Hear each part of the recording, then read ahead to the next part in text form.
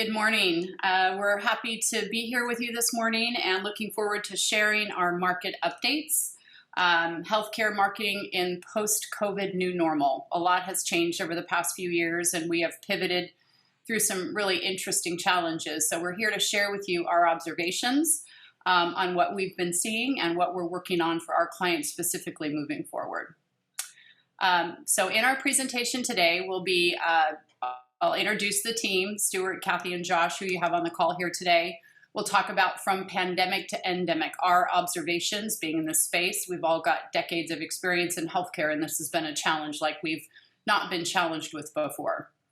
We'll talk a little bit about branding and messaging, the cornerstone of your marketing, why it's so critical to have your unique selling proposition or your core values evident in everything that you do. You want to give people a reason to choose you outside of just convenience, insurance, or accessibility. We want to make sure our message is resonating and our differentiation is standing out. We're also going to talk about paid search, SEO, and local SEO, traditional advertising, a little bit about the traditional space, B2B, optimizing your all-important phone conversions, and then also digging a little bit into our wonderful tracking and analytics and attributions and reporting that we're able to provide. So with that being said, I'm going to introduce Stewart Gandolf, our CEO. He'll be kicking off the presentation today. Stewart will introduce himself and tell you a little bit about his background and credentials here in just a minute. My name is Kathy. I've been a senior strategist running alongside Stewart for a couple of decades now. We've been all over the country, excuse me, with healthcare strategy, strategic planning, and plan implementation. Stewart and I have both worked with thousands of clients, as has our colleague Josh. Josh is our digital specialist and will be talking to you about digital strategy and a little bit about what's happening in the market space today. And then our other colleague Jacob won't be attending today, but is available to field calls or questions if you have them following our presentation today. So with that being said, I'm going to pass the baton over to Stewart Gandolf, our CEO, to talk a little bit about the impact of COVID-19 during the emergency response phase of the pandemic. So Stewart, I'll pull up all is that, oh no, is that, can you back up a couple? Yeah. Put on again. Hi, everybody. I'm Stewart Gandolf. I'm glad to be here. Thanks for joining us. So we have a really good attendance today, so it's just fun, always. I'm the CEO of Healthcare Success. As Kathy mentioned, I've been doing this for a couple of decades. In terms of our firm, we are a truly integrated agency. We've got about 40 employees. We work nationally, actually internationally. We have some clients in places like England. So we really do everything from branding to digital to traditional to professional referral building, lots of things. At any rate, so I'm going to talk today, this opening slide, I think it's important to set the context. Some of you may have seen me do webinars or speeches before. I often start off with a little context as to kind of where we are, what's new, what's happening. And I thought this was timely now. And some of our longtime blog subscribers and readers may have seen our webinars through, especially during the beginning of pandemic. We did a whole bunch of webinars, very well attended, because obviously nobody knew what to do. And we did a lot of thinking about, okay, where are we? What makes sense to do now? And so those were well received. And we haven't really done one like this for a while, but I feel we are at a turning point. And I wanted to cover over what's real and what's happening, and what do we do now, because things are different. So one of the first things is I would like to point out is, while we all are maybe over it with COVID, it's not done with us. Next slide, Kathy. Right now, this is a headline I've got from The Guardian about US, and it was saying essentially that it could be up to 30 times higher than reported, and it's already being reported a lot. In other words, last time I looked, the rolling 7-day average is around 100,000 cases of COVID. But the problem is people don't go to urgent cares anymore. People don't go to official places anymore. They get home tests, and there's very little reporting from home tests. So most people that are COVID positive have just sort of suck it up and hopefully self-isolate. But that the source of data is now missing. So the government really doesn't know where we are, and nobody knows where we are in terms of COVID. But we know that it's likely much, much higher than the case rate it's now. I know personally, almost every other day, someone I know personally has COVID. So this is happening a lot. I mean, it's, so sample size of one, but I'm just telling you, it wasn't like that in the early days of COVID where, people came down so quickly. Fortunately, fatalities are way down because of, obviously there's been some improvements in care and people have had it or been vaccinated. So, but still, it's definitely not over it with us, even though in the summer, COVID is still spreading pretty aggressively. Next slide. Healthcare systems, it's funny, everybody on this call, or almost everybody on this call, is from healthcare. And we understand this. The public thinks, oh, this has been a great opportunity for healthcare systems to get rich. And of course, it's been exactly the opposite effect, right? All those elective surgeries postponed, all the disruption. And, I'm reading even some of the most notable prestigious brands out there are facing as a result of the hangover from COVID. Next slide, or next bullet. Staffing shortages, one of the key things we talk a lot on our friends over on the hospital side, especially, but also on multi-location provider side. Staff shortages are all over the place, and that's across the board in every industry. But healthcare is really being hit hard. And one of our long-term care skilled nursing chains is talking about to us repeatedly about the challenges of how do you convince someone to come in at night at $15 an hour when they can make more money at at a fast food restaurant. It's really difficult to hire for given where we are today. Next bullet. This is I hate to make this the bummer slide, but these are just the realities that we're living with right now. And so we have mass shootings, we have division, there's war in Ukraine. Go ahead, next, Kathy. So there's mental health challenges arising from all of this. Mergers and acquisitions are happening. We see this a lot. This is something that is really, really important. Across private equity and healthcare, health systems, and even physician groups are merging and merging again and merging again and getting bigger. And we just recently did a blog, if you want the data on this, essentially not very long ago, most doctors were in private practice. A couple of years ago, about half were remaining in private practice. And as of some recent data, 74% of doctors now work for somebody else. So those numbers have changed dramatically over the past just a couple of years. And a lot of that's due to COVID and all these other things going on. But that is fundamentally changing our marketing, right? If we have that kind of an environment where providers are being rolled up, it will impact how we do our marketing. Next slide, or next bullet. Inflation's high, interest is high, you're aware of this. Next slide, or next bullet. This is something I read this morning. Some analysts, this is from Korn Ferry, which is a consulting firm. Some analysts believe that the job hiring binge is going to go backwards to shedding by end of year. Next slide. Google, this is another article I read this morning about Google searching for the holy grail. In other words, they're trying to find hybrid. But the net of all of this is there's a lot of uncertainty, right? This is a lot. There's good news and bad news. Right now it feels certainly very stressful for a lot of people. A lot of people are still isolated. Health systems obviously are long past being in the, everybody, a lot of companies now are back to work as normal. People like Google are trying to figure out how to get back to work. This is, a lot of things are happening. But the main thing I want to take away from this is the last bullet, which is even with all this stuff, we are now seeing that we feel it, we see it everywhere, that businesses are really getting back to business. The patience, the waiting has happened, and they're now moving forward. I think that's really important. So some things were obvious during the pandemic and some weren't. Going back to the mergers and acquisitions, that was happening constantly. And because we are at the pulse of that and work with, some private equity companies, we work with these multi-location providers, we were seeing this throughout the pandemic. But now, a lot of other organizations may have not been fully engaged with these kinds of things or thinking about marketing, but we are seeing just a huge influx in interest in marketing. We're the busiest we've ever been in terms of new inquiries and new clients.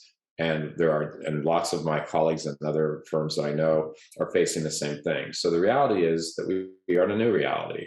And so that's the purpose of today, is to talk about, okay, we can't wait anymore. And in fact, if we wait, we're going to be left way behind.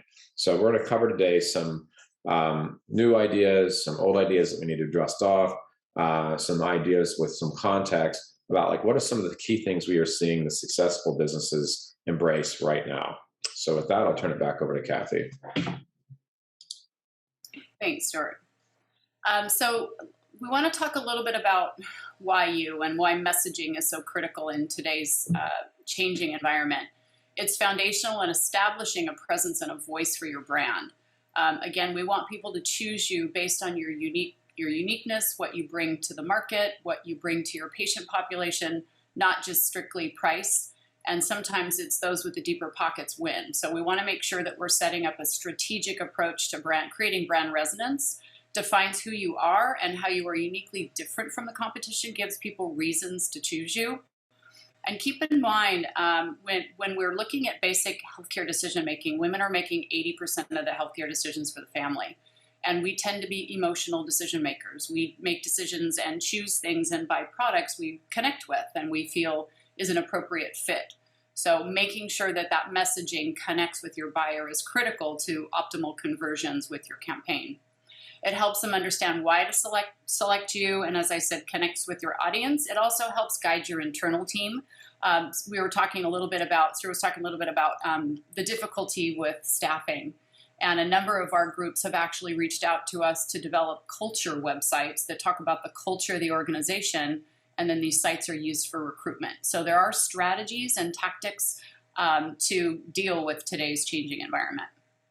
I'm sorry, Kathy, I just had a quick, just a quick note was that, bringing this back also, that was a great point about the culture website. I hadn't thought of that. And the other thing is that one of the big things that we're seeing now, and Kathy, can you speak to this, the branded house versus house of brands with the acquisitions is something we talk about a lot. Right. Yeah. Thank you, Stuart.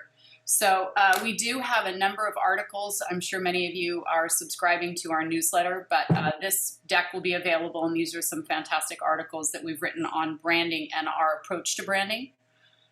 And then it's just really important to diversify not only your delivery networks, but your vision on how to resonate and reach these independent audiences. You've got multiple audiences. We talk about trying to achieve a 30-30-30 ratio. I know that's not exact, and you're never going to see it that flat, but 30% of your patients coming from patient-to-patient word-of-mouth referrals, 30% coming from patient self-referrals, and 30% coming from professional referrals. When you see a lot of professional referrals, that's great. That means you're highly respected in the medical space, but that tells me you are potentially not optimizing those other channels. So we don't want to diminish any of those channels that you've got, top producing and driving patient volume, but you absolutely want to look at untapped opportunities when it comes to reaching out to consumers directly, or optimizing your internal, your advocates, your ambassadors that can refer to you if you just stimulate them and reward them for doing so. So your messaging is set. Now let's drive that message through a diverse content delivery network. You want to articulate your brand's message across many channels. You want to achieve a content delivery network that reaches your entire demographic population in their varying buying patterns and how they absorb information. You want to start with a strong differentiating online property, strong SEO, and optimized local. Most medical searches are local. People are looking for a doctor near me. Although many of you may reach beyond a traditional trading zone, most of your immediate revenue and business is going to come from your local market. And that is consistently changing. And Josh is going to talk about that in detail. Paid search and paid social, you want to integrate a push and pull strategy, both online as well as traditional. And we're going to talk about that a little bit more in a minute, but you want to optimize your opportunities to be visible where people are searching, but also pushing your message where people aren't. And those messaging strategies are very different. Drive up your response 3 to 5% by layering in traditional media. We've got a fantastic media planner, and it's so much fun to layer in traditional opportunities and watch how much that impacts the growth of the website traffic, as well as resonates on our digital and SEO strategies as well. I mentioned culture training. It is critical that your staff understands your uniqueness, your mission, vision, value.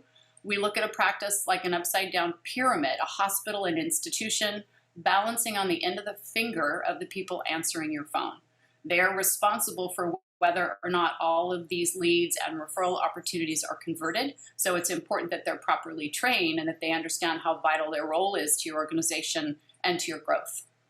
Make sure you're securing revisits and referrals from patients by optimizing your internal strategies. There's many of those that you can execute.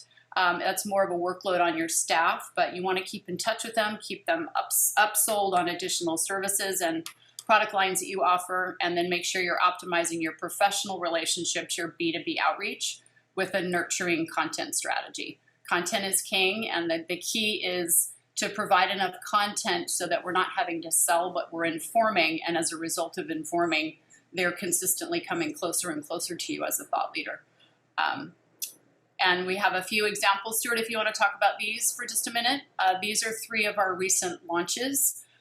Diverse representation. We work in all specialties. We've literally worked with thousands of hospitals, practices, and institutions across the country in our over 30-year tenure. So here's a couple of recent. Different strategies. We had a large dermatology group that merged multiple practices under one umbrella. So another engagement that we work on with a number of our clients and actually are doing quite a bit of consulting is in the house of brands or branded house strategic approach.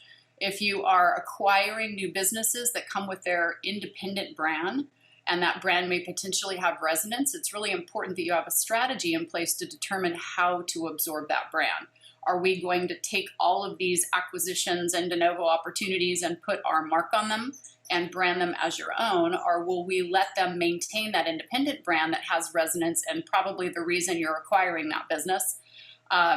Do we need to let that stand as well? So that's also something we can help with, is creating a brand extension, brand scaling strategy to make sure you're optimizing each acquisition opportunity and not hurting either brand in the process. So Stewart, do you want to talk about these creative executions for a minute? Sure. I guess more broadly at this point, for the sake of time, but we mentioned earlier today with all this upheaval, has changed people's buying habits, right? And so before, the trend towards healthcare consumerism was already vastly underway pre-pandemic. Thank you very much. But now post-pandemic-ish, we're in right now. Endemic is what the proper term is, I guess. The people have really become even more consumer direct. So I guess my main point here is the bar has risen. Like the healthcare used to be a sea of really not very good competition, right? When back in the old days, when we would talk about competition, so the bad news is you have competition. The good news is most competitors don't know what they're doing. That's not the case anymore.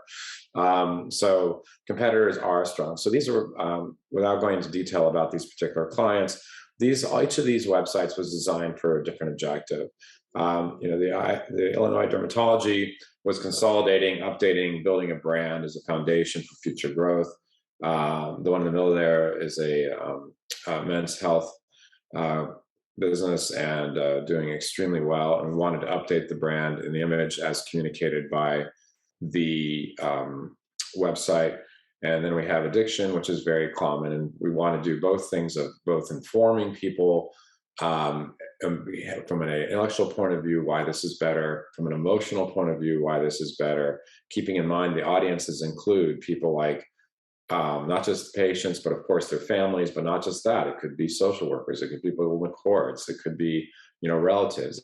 It can be many different things. So the biggest point I guess I can make for the sake of time we have today is the competition based upon all the things we discussed, especially the consolidation, is the highest it's ever been. And the consumer direct healthcare consumerism is the highest it's ever been. And both of those trends are growing.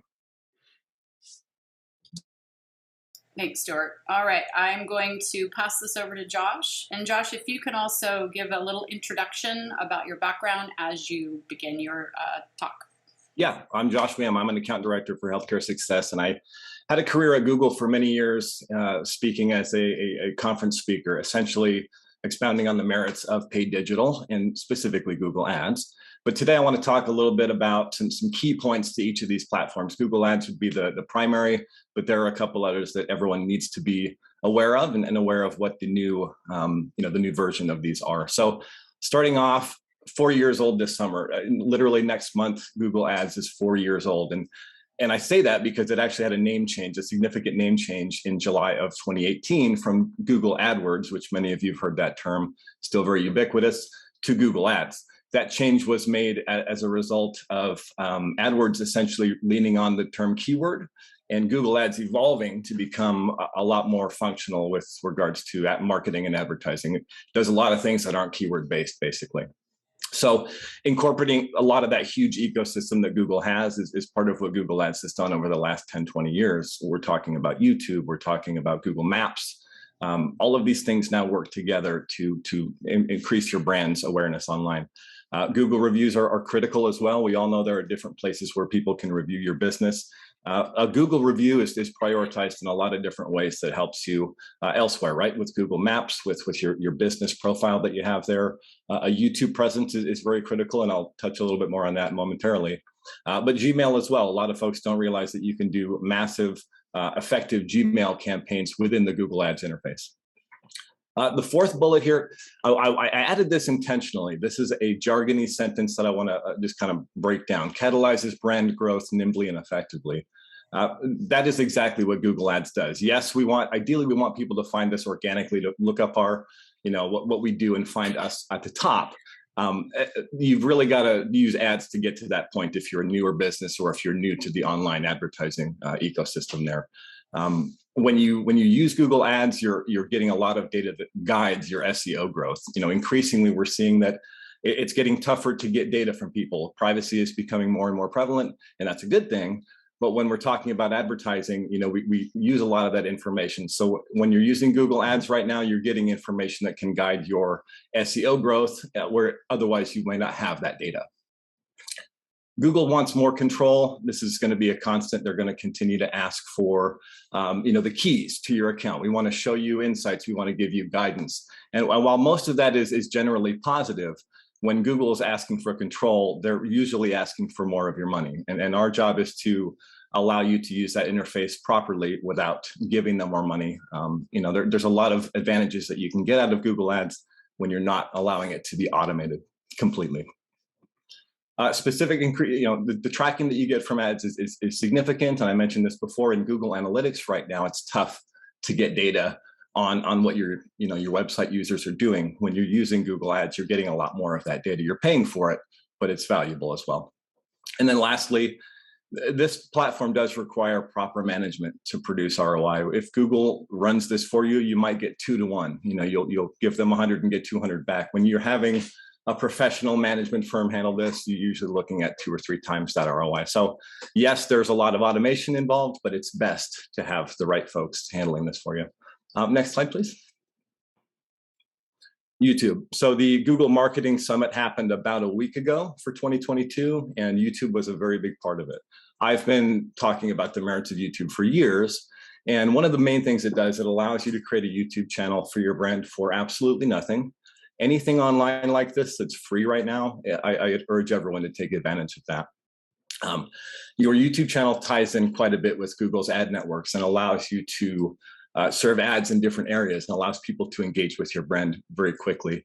One of the things that we're seeing a lot happen, over the last year especially, is the YouTube.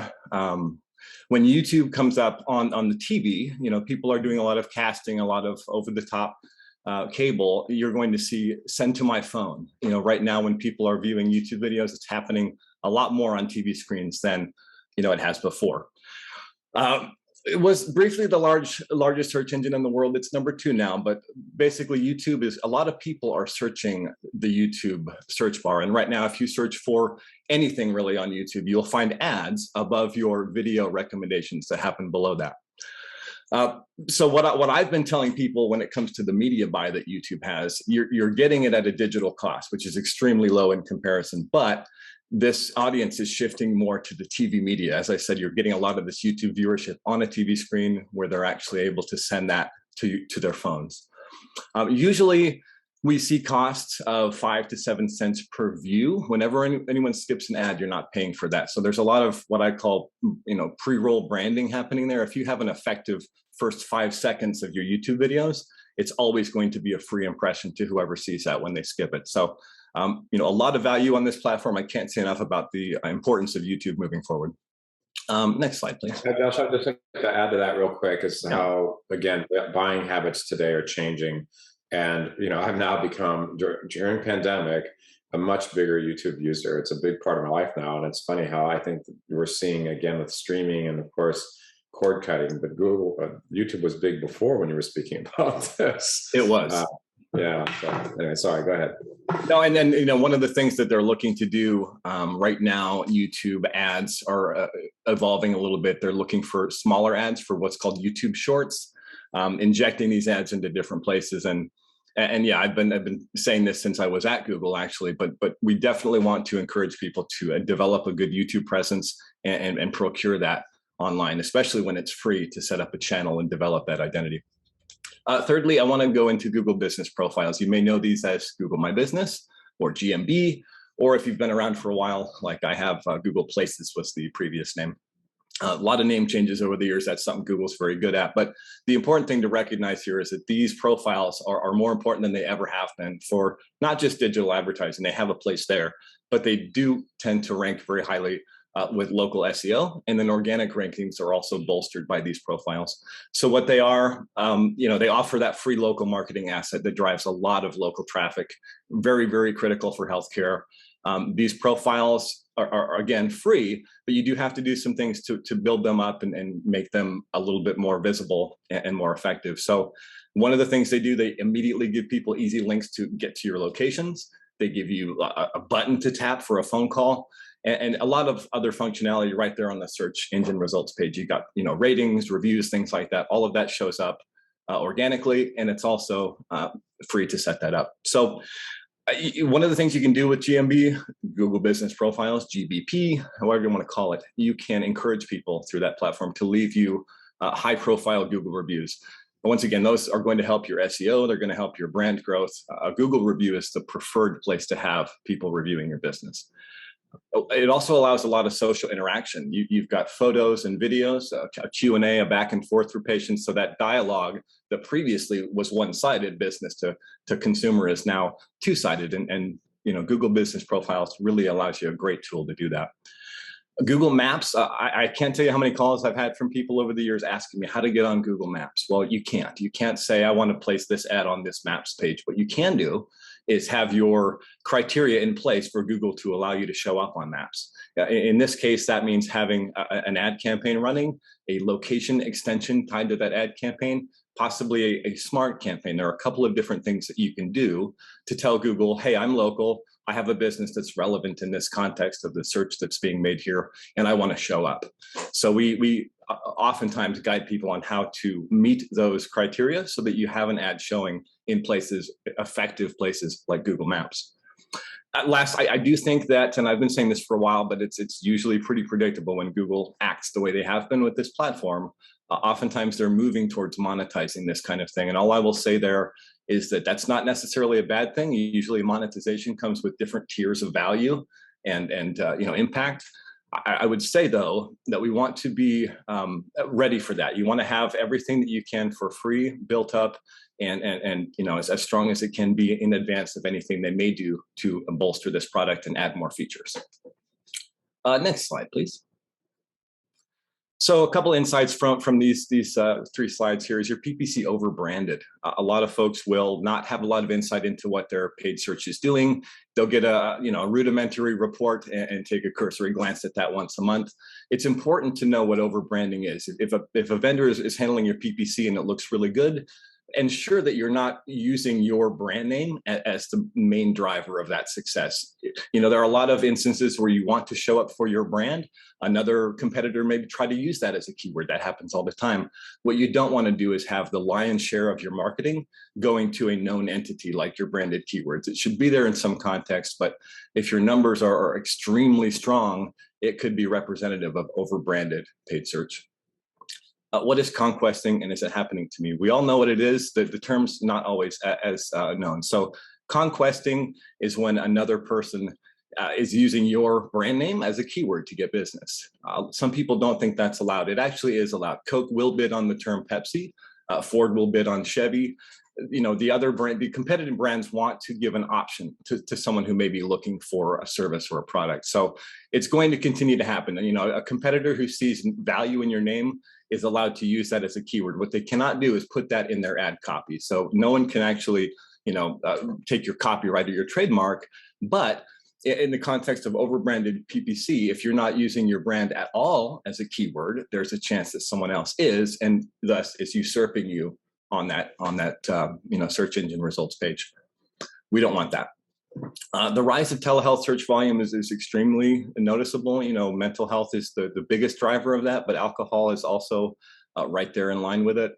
Obviously, fentanyl and other drugs and other mental health and significant number of urgent care visits have seen large spikes in search volume as well. So telehealth is here to stay. It came about more so as a result of COVID, but a lot of people are seeing the long-term value of telehealth in both the effectiveness of it and in how far you can reach out to help folks with that kind of service.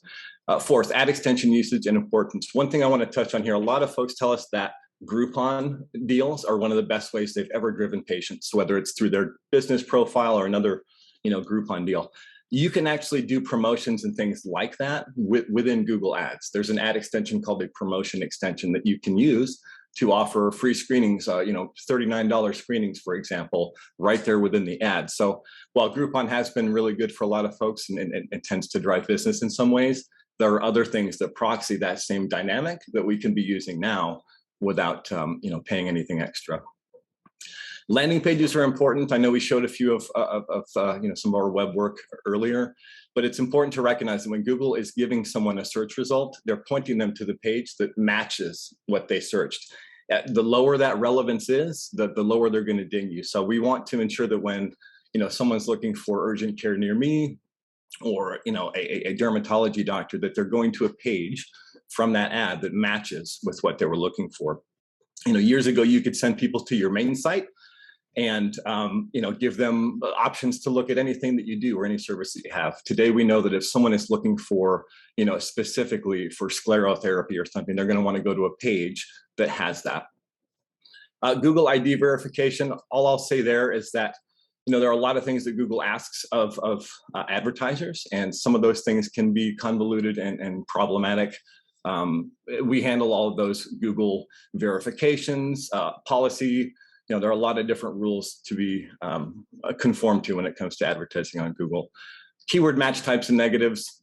This is negative keywords essentially tell people, I don't want to show up ever when someone is searching for this word. So if that is free for you, maybe you don't take a certain insurance. We don't want people who are looking for Medicare, for example. Negative keywords are very important. Keyword match types are also important, but I don't want to get too nerdy here. But the last thing I'll say for these strategic insights is conversion tracking. And I will touch on this at the very end as well, a little bit more. But too many people aren't tracking where their phone calls are coming from. They aren't tracking what their ROI is on these different marketing efforts. And we feel it's critical to have that in place early on and to gauge and monitor the effectiveness of each campaign with conversion tracking as the means to do that. Next slide, please. And this is just a buzz term I wanted to touch on. We've all heard the term geofencing. Essentially, a geofence is a virtual boundary that you draw around an area that you want to target people. If that is a certain neighborhood, if that's a certain building, an event, a college campus, a hospital system, an airport park, there are different ways where you can find the folks that you're looking for in a very specific area and target an ad to that area and to that specific group of people that's very relevant to them in that moment. So geofencing is a buzzword that it's really just targeting the people that you want within a fenced area. Kathy, I'll hand this back over to you, or sorry, Stewart, for SEO. Thank you, Josh. Yep, Stewart's going to take over SEO. Appreciate your feedback, Josh. And Stewart, you're up. Great. So we're going to talk about SEO in just a moment here. I did want to add another thing that occurred to me as Josh was talking, because he mentioned telehealth, and I realized we didn't set that up in the opening. And that is the way healthcare is being delivered has also changed. So that probably should have been on the opening slide. But today, retail healthcare centers, like CVS, Walgreens, you've got telehealth, you've got new pure plays that are coming out. There's disruption everywhere. So it's just part of our landscape. And I feel like It's interesting. Yesterday, we were talking with one of our new clients, which is yet another disruptor, and talked about geofencing around retail clinics and how we do that. So it's really, really important to recognize that things are changing and we have to adapt. So with SEO, again, going back to our topic here, of post-COVID, some of these principles were before, but they're just even more important now. So right now, we want to make sure that with our SEO strategy, it's really thought through, not just raw traffic. We can get lots of raw traffic, but are we in the right places? What's our local SEO strategy versus our national SEO strategy? And what are we searching for intent-based keywords versus educational keywords? And the answer is usually a combination of both, but purposefully.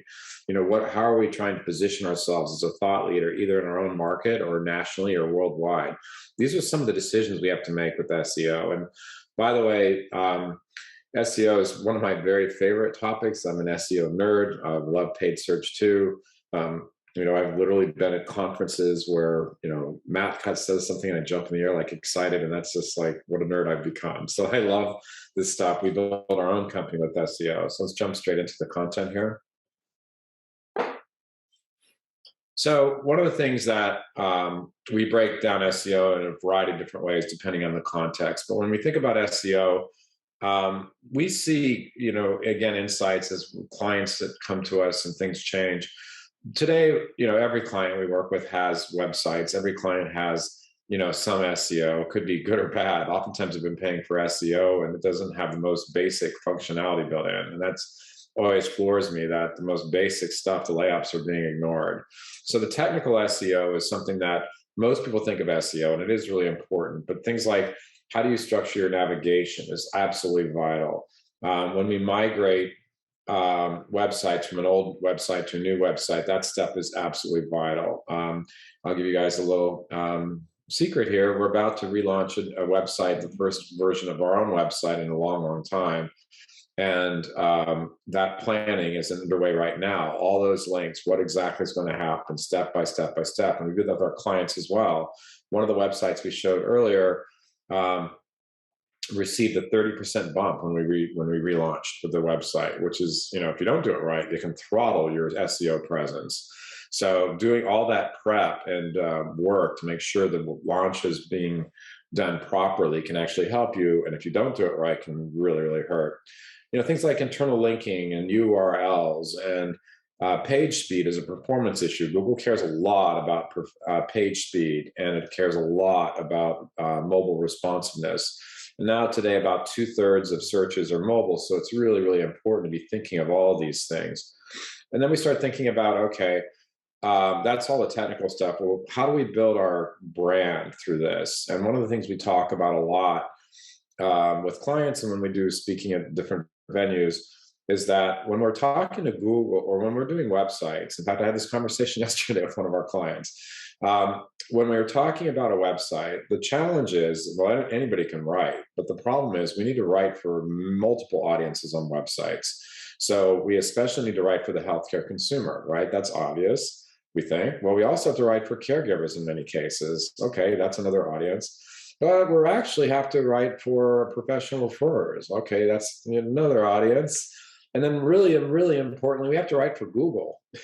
We have to be written in a way that Google understands what's on the page. And oh, by the way, in healthcare, it needs to be factual and it needs to be captivating and motivating. So writing the content side of Google is vital.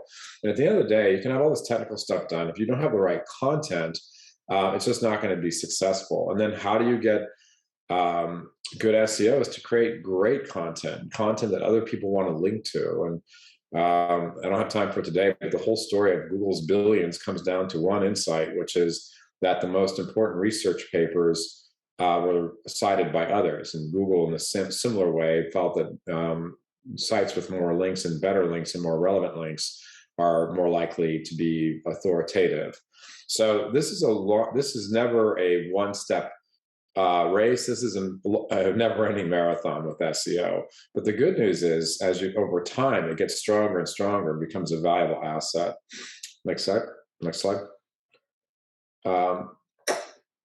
This is just a sneak peek at how what this looks like. When we work with clients, we do deep dive audits into all of these different types of things. So we want to look at content and linking and navigation and redirects and URL structures and silos and lots and lots of technical stuff beyond the scope of today. But the key point here is that, again, when we see in today's environment, again, every website, every client has a website, every provider or every healthcare system we work with already has a website. But typically there's a lot of low-hanging fruit that this would reveal. I guess that's a good point to make. Many times when we go through these audits, the first thing we find is like, oh, I got good news and bad news. The bad news is this was done horribly, but the good news is when we fix it, we can get a real boost of results. So many times before we worry about writing new content, for example, we'll go in and technically change the way the content is created or the way it's structured and leverage what you've already got, find low-hanging fruit for some quick wins. So that's really, really an important step. So that's something that we look for a lot. Next slide. Local search. So local is different. And local is really considering the actual algorithm with Google is different for local search. Josh talked about Google profiles, and we all laugh internally how hard it is to get away from saying GMB. It just rolled off the tongue, but to show up well on maps on the organic side of this, because it's all about the type of business, the proximity, and the credibility of the local business. They call it prominence in the Google parlance, and so it has a separate algorithm. Some of the things just on the organic side of this, what helps, well, first of all, just tell you to make sure that your listings are consistent across all types of listing, not just Google. Secondly, and because I'm talking about the name, address, phone number is classic, because Google has a hard time understanding what the source of truth is out there. So making sure you have that handled. Number two, making sure that those profiles are robust with every possible field that you can fill in. Now, this is harder and more important as you get into multi-location businesses like we often work with. It's one thing to do one office. It's another to do 50 or 100 or 300 offices. So the importance of this just gets more and more. And then if you start thinking about, are we going to include our providers and how are we going to do that? So I know it sounds easy, but it's not always. And so you have to think about how to scale that. Another thing to think through is review, not just reviews that Josh alluded to earlier, but responding to reviews. Google's come out and officially said it will favor websites that not only have good reviews or have a lot of reviews and good reviews. It favors sites that where someone is responding to reviews. So this is a whole nother area. And when we're looking at, we don't have a SERP here, a search engine results page in our deck, but if you look at a typical search engine results page with the paid ads at the top, then the Google local search in the middle, then the natural results below, people ask me all the time, well, where do I want to be? And I'm like, hey, I'm a pig. I want them all. And so you really do want them all. And those are three different strategies. Next slide. I mentioned mobile first, and just for the sake of time, I'll go through this quickly. Mobile is just dominating search these days. And I mentioned earlier, roughly probably 2/3 of searches we're seeing, but that varies. Some of our, the more contemplated purchases like cancer might be closer to 60%, but something like urgent care might be 80% mobile. So mobile is dominant. I can't think of a client where desktop is more prominent in terms of number of searches for any of our clients. I can't think of a single one. So it's always the most important, but sometimes it's really, really, really, really important. So we want to make sure that we have our mobile strategy figured out. Some of the things we talked about here are voice search. Voice search is an opportunity now. It's funny, we have a Google Home speaker downstairs. We have our life is built around that. At times, when it's time to give our dog his meds, we ask it to play music all the time. And we also ask, for like, hey, where's Target's address or whatever. So we will ask things that are localized based. I also use Siri all the time with my iPhone and my watch. So those searches, if you design it right, and oftentimes in sort of an FAQ manner, can be more likely to show up for Google Voice. And mobile first indexing, what this slide is referring to is back in 2015 or 16, I think it was 16, they called it Mobile-geddon when Google first said, we really care a lot about mobile first. But in 2021, it started its mobile first indexing. So these are big deals and big changes for today. Next slide. What this is really referring to is we want to play both. So having high organic rankings increases being a local pack. So in other words, if your website is strong and the way it's designed, you'll actually do better with Google Local and the Google My Business or Google Profile. And I mentioned some of these other things. So you really just have to plan on local search focus. And again, going back to pandemic, all we're seeing is just so much more sophistication. It used to be a couple of years ago, pre-pandemic, that if you were competing against another multi-location provider, that their Google stuff was kind of all over the board. It's like sometimes their listings were good, sometimes they weren't. Nobody was really paying attention to the reviews. Nowadays, not only do you have to focus on your own, you have to recognize that your competitors are taking this very seriously. And if you haven't looked at competitive searches around your locations lately, I suggest you do. Next slide. Okay, I will add before, we're going to just do sort of a speed dating here for the rest of the time, because I want to make sure we have time for, Kathy, do you want to cover any specific topics out of these? We've got about 15 minutes left and I had a few minutes left for Q&A, so we'll cover whichever. Yeah, we just got 3 little sections left, so we'll just get through these. So traditional, we mentioned earlier that really marketing falls into 2 categories, push and pull. And layering on traditional into a digital strategy improves your search results, improves traffic to the website, improves brand resonance. So make sure that we're not omitting traditional to old school thinking, because the pendulum has swung back, and the integration of the 2, traditional and digital, is really optimal for full market presence. And then we also do a lot of work with B2B. B2B has really changed, obviously, through COVID. It was difficult to get in to meet potential decision makers. So we have developed multiple different strategic approaches to be the air war to your ground troops, if you will. We can create a strategy that makes their visits last longer, that resonates further. It also helps warm up the businesses that they're calling on. So it's good to have a layered strategy targeting your B2B candidates. You also have the opportunity to do geofencing and target a specific campus or an event, as Josh mentioned earlier. There are a lot of B2B targeting opportunities that are available digitally, as well as an email list. You're able to target on social media with a pretty good accuracy and consistency on an email list. So again, there's a lot of different ways that we can layer in B2B to help support your outreach team. And then, as I mentioned, you have the opportunity to target them not only on social media, but we can do retargeting. So building in a layered approach on top of marketing automation and email marketing, on top of your trade shows and conferences that you're attending, and then making sure that your team is trained and that they're executing proper strategy and tactics and follow-up, so you can optimize those opportunities as well. The difference with B2B is you're dealing with a much larger price tag on those relationships than you are with individual patients. So if one of those relationships is mishandled, that can cost the business hundreds of thousands of dollars in lost revenue. So it's really important that your staff is polished and understands the importance of their role in your business. And then this is an example of our recent, we just redid our backdrop and have been having a lot of fun at the conferences. Stewart suggested that we raffle off this Fender guitar, which just gives the whole environment a little bit more personality, makes it fun for your staff as well as people coming by the booth. So it gives you something interesting to talk about. So also critical that you build a strategy for your conferences and events that you're attending, not just showing up and hoping for engagement, but putting things out there that are far more engaging and interesting and provocative that they can talk about following the event. All right, and then optimizing phone conversions. I mentioned earlier that we look at the practices, businesses, hospitals, like an upside down pyramid balancing on the end of the finger of the people answering your phone. They need to be aware that each new inquiry is a top priority.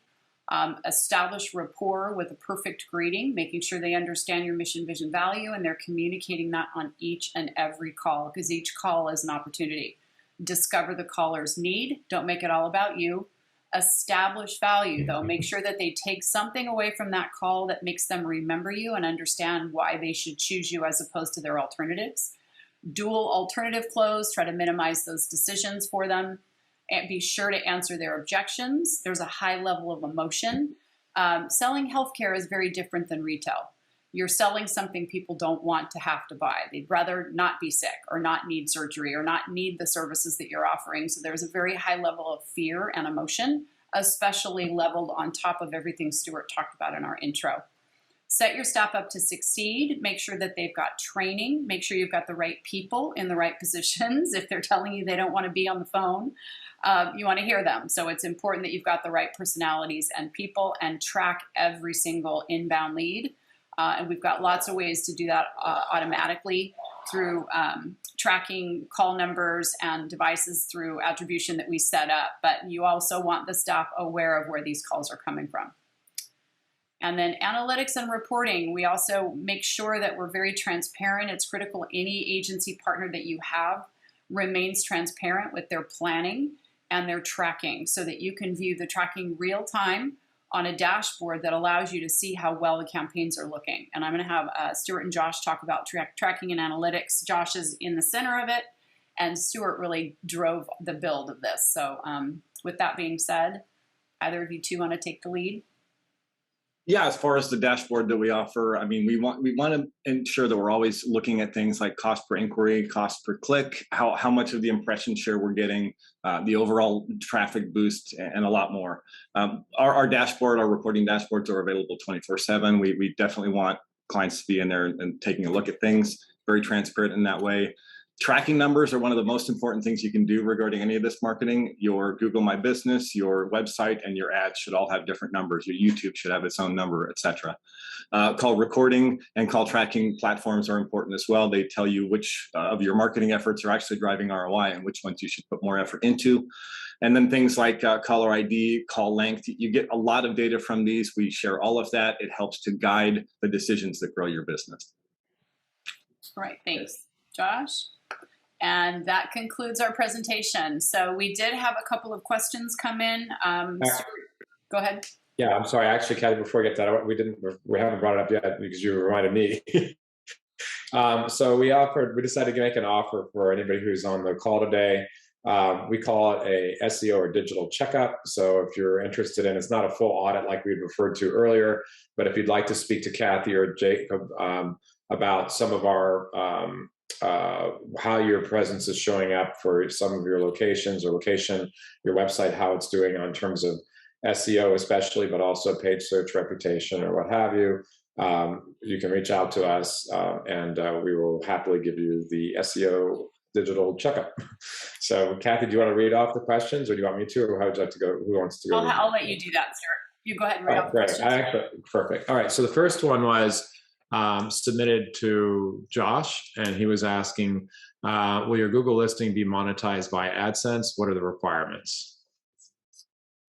Yeah, and so for that, it's speculation the Google business profiles will be monetized soon. That would not have a tie-in with AdSense, most likely. AdSense is going to be what puts ads onto your website and how you accrue revenue from that. In this case, we're talking about Google business profiles evolving from a free-only version to something where you have the free variant, and then you've got different tiers of value where you're paying a little bit for extra features, more so that kind of a dynamic than your profile having ads on it or being monetized itself.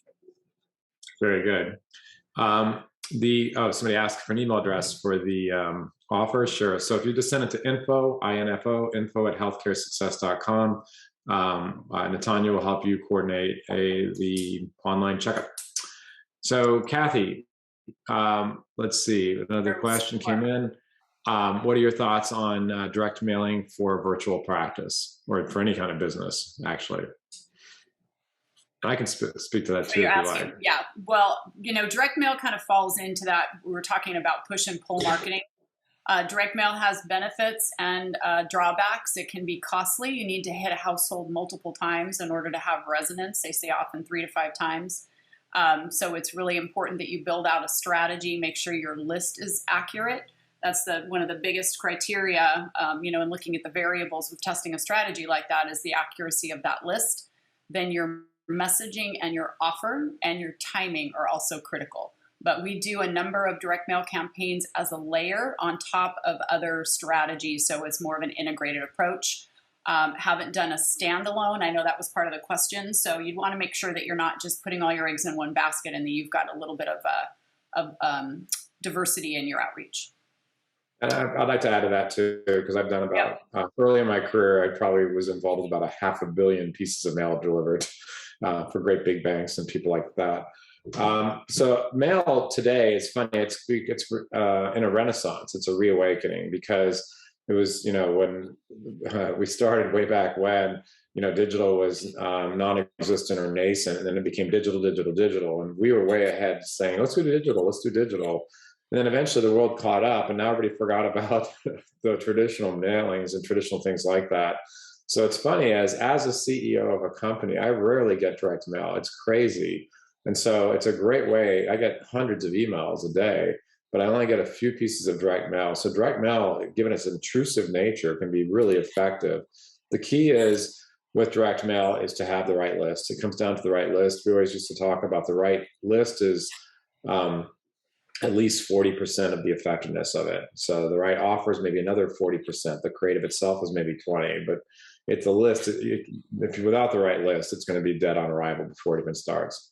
Next question is about, I think Josh will give that one to you. Yeah. Okay, Yeah. you responded to it on the WordPress question. Yeah, was WordPress a great platform to use? Some argue that it's outdated, even in healthcare. I would contend that it's still an industry titan.